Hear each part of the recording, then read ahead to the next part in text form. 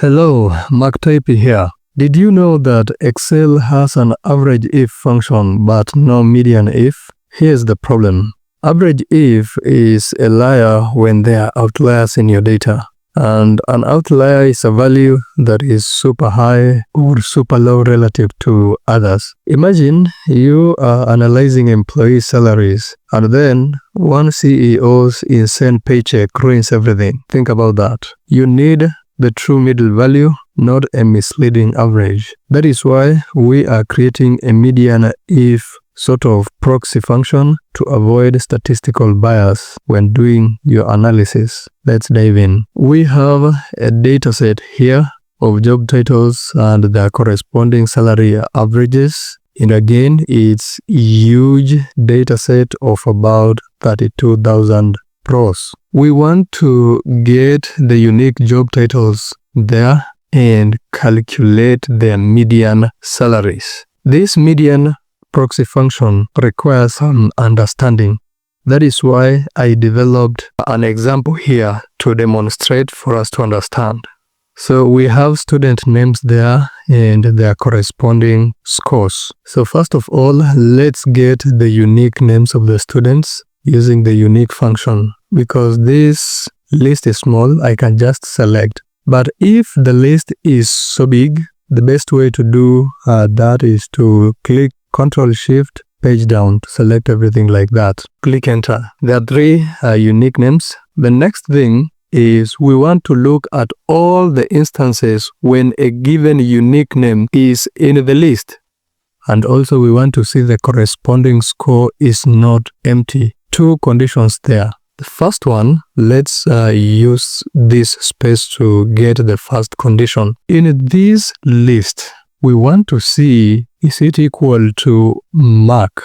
That is the first condition. And because we will be evaluating also for John and Cecil, we want to lock this range so that it doesn't change. Lock it absolutely. Let's click it. As you can see, this one is true because it's Mark. These ones will be false, Mark, true, and so forth. The second condition is we are interested in instances when there is a corresponding score. It's not empty because there are some instances when the corresponding score is empty. We want also to give this range here. And we've selected it that way because it is a small range actually. If you are to use Ctrl-Shift page down, there will be some stops there for a huge data that will be a problem. So to get around that, let's just use the range that contains all the cells are filled, no empty cells.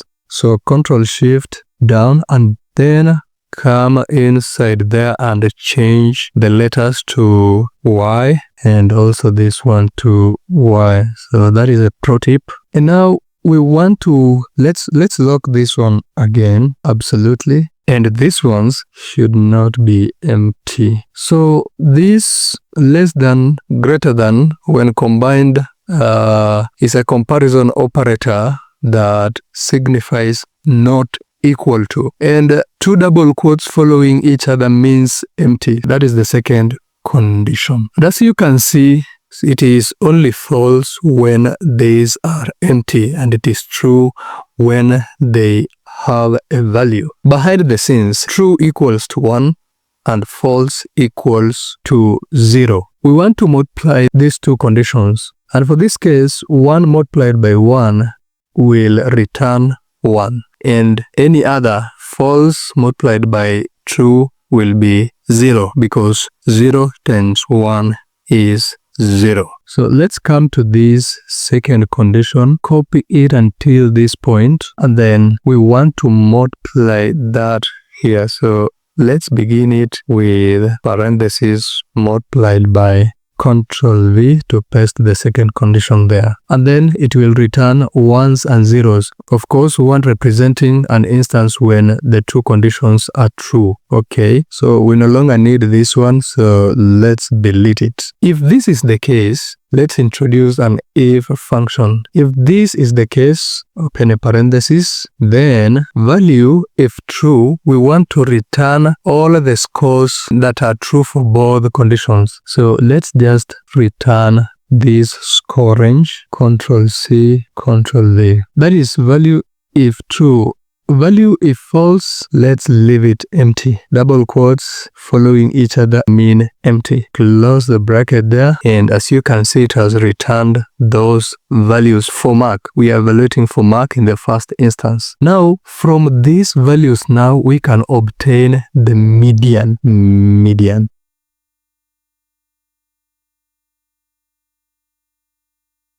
We can obtain the median now. It is as simple as that. We can now copy for the rest. Also, we can calculate the averages just to compare. Average if, and the range we are giving this range, then lock entirely. The criteria is, let's pick the first name, and the average range is this one. It's a small range, so let's just select it and lock absolutely. Okay, let's copy for the rest. I created a formula here to display the corresponding score values for the unique names in order for us to understand something here. For the first instance there, Mark, we have 55, 60, 60, and 70. The median is 60. That's outright. The average is 66. Why is that so huge? It is because of this 90 value, which is way high. This is an outlier. So your results will be skewed towards 90, lead to misleading conclusions. The same with John, 40, 68, 70, and 70. The median is 70. The average is 63. Super low. Why? There is an outlier minimum so small, and that will skew your results as well. Now, having understood the concept, let's go now to the big data set to calculate these median salaries for the unique job titles. Again, allow me to delete these job titles so that we can begin afresh. Let's extract the unique job titles, and for that we will use the unique function. So select the first cell, Control Shift down, Enter. Now to calculate the median salary, let's get the two conditionals, right? The first one in this list, is it equal to senior data scientist? Be sure to lock this range entirely.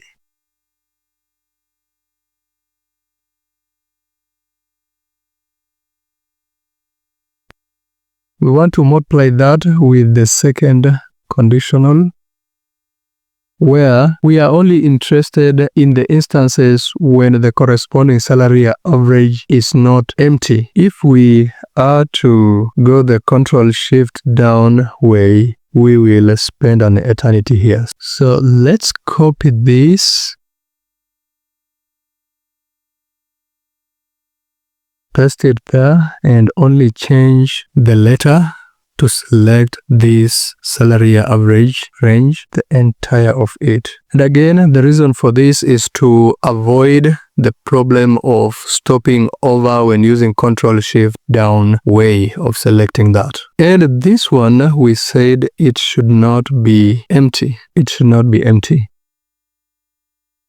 Right. If that is the case, we are introducing if condition there. If that is the case, what is the value if true? We want to return the salary averages if that condition is true. So copy that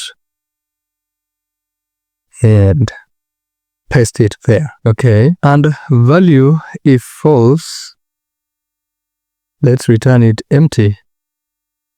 Close the bracket there, and boom, we can now obtain the median.